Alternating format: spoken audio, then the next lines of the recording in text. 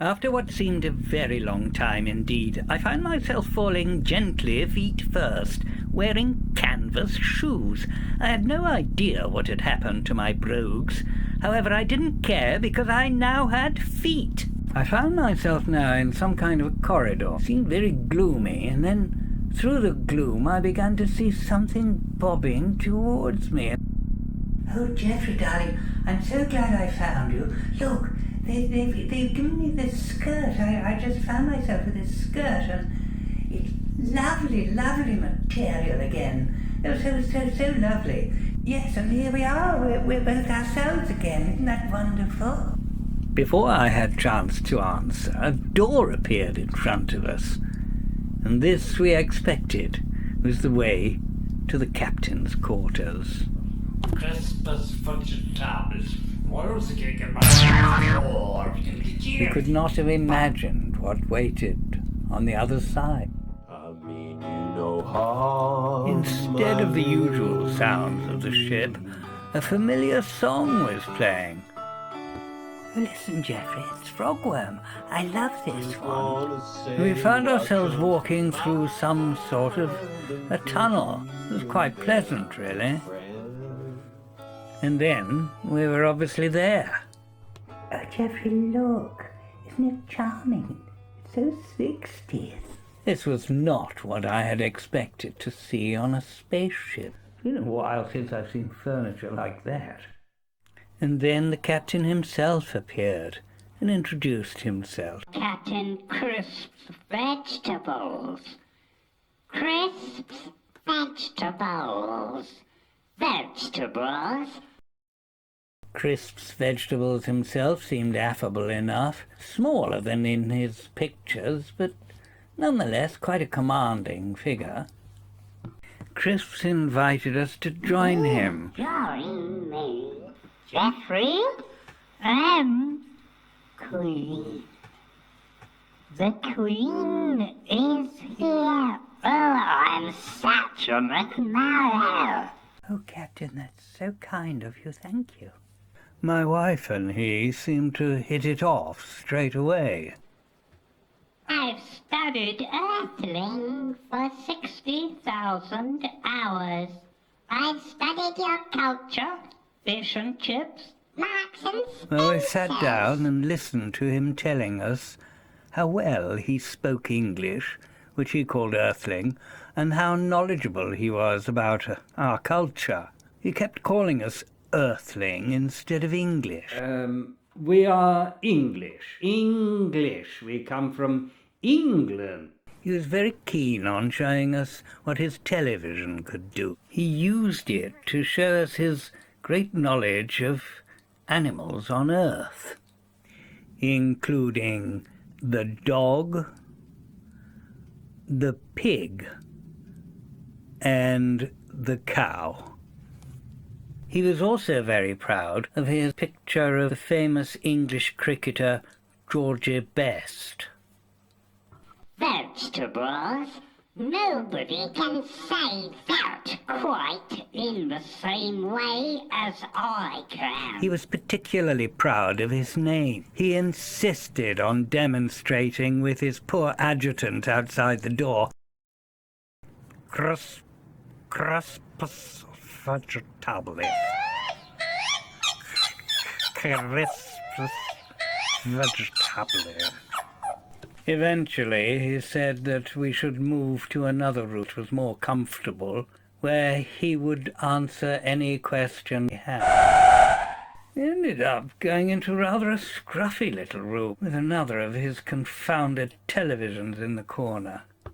Crisp was already there, sitting on some kind of a throne, and my wife wasted no time in rushing to the nearest easy chair. An easy chair? My feet are killing me. So ask me anything. I'd had quite enough of this charade, and I wanted some answers. Oh, well, yes, I certainly would like to ask you. First of all, why did you choose us? What is the purpose of our being here? And when, exactly, are you going to let us go? Oh, you were not chosen at random. We've been watching you for a long time, and you haven't even noticed. Except, of course, when our little device, well, we had a small problem, and it exploded. Do you remember? The bird table. Yes. Chris seemed keen to move now.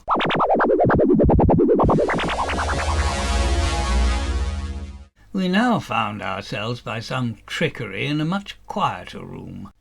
Oh, Geoffrey, isn't it lovely? Reminds me of the planetarium. Oh, perhaps. Of course, Chris had to point out that it was a galaxarium.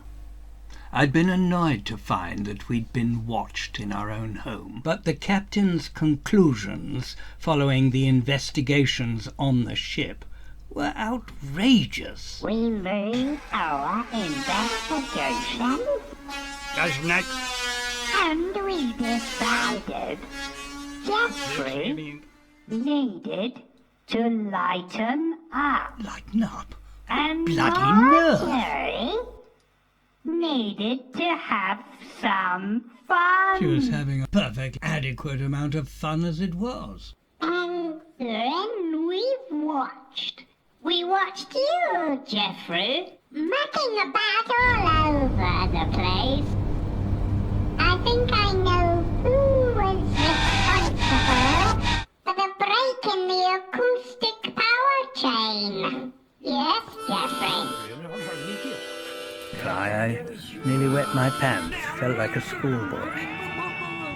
But you enjoyed yourself, didn't you?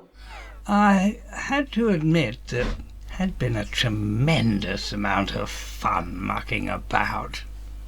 And you, Marjorie, I was so impressed by the way you bent to your work. Captain, Oh, so I've got kind. some lovely clips here. Look, let's have a look, shall we?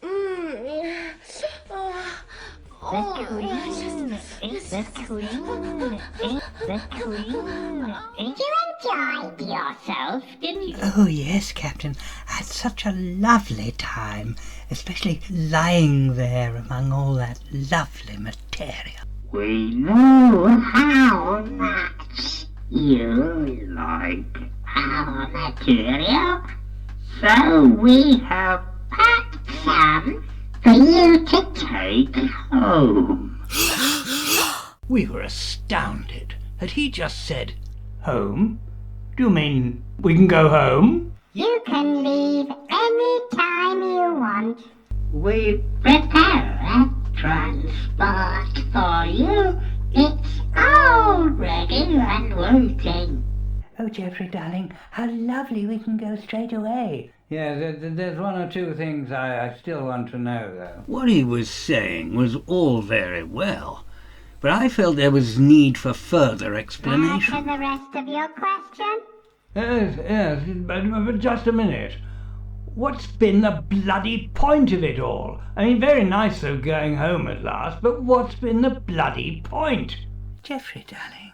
Captain Crisp, I think what Geoffrey means is we've had a lovely, lovely time, but we haven't really understood why we've been here. Like, I am rather worried about my dog.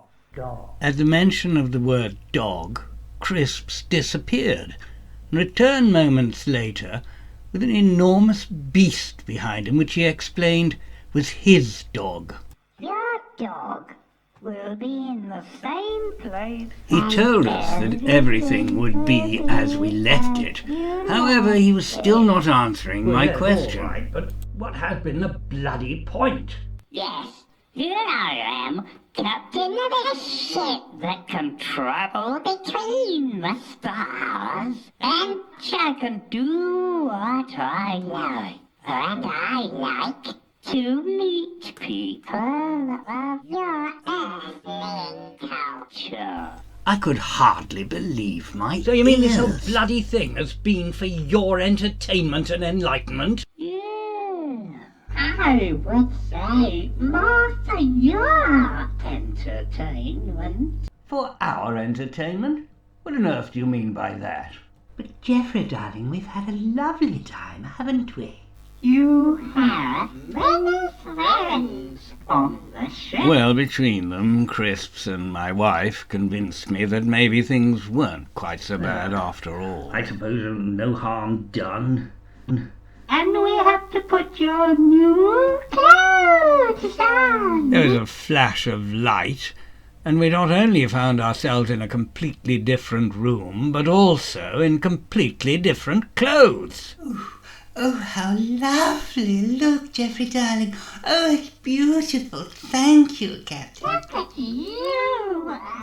I was wearing a kind of nylon leisure suit with the most remarkable gold shoes. Rather comfortable, actually. I quite like them. Yes, I do. Goodbye to them. He asked us if we were ready to say goodbye. Yes, Captain, we've had such a nice time with you, but yes, To which we please. readily assented. And we were then transported back to the Blue Tunnel. Oh, there it is again, Geoffrey. We must get the CD Frogworm. They are so talented. Same tunnel, same music, and yet an entirely different feeling. We were going home, and the captain had proved very benign. He was now attempting to mime to the Frogworm song. It was all rather touching. Just wanna say what comes to my More touching still was the scene that next met our eyes. They were all there. Debile, the chap that had brought us here in his spaceship, and even Anna, the cleanest. Then turned up with the foul-mouthed fellow who had to say, and we all had rather a fond goodbye. I noticed that my wife also had one or two friends saying goodbye to her.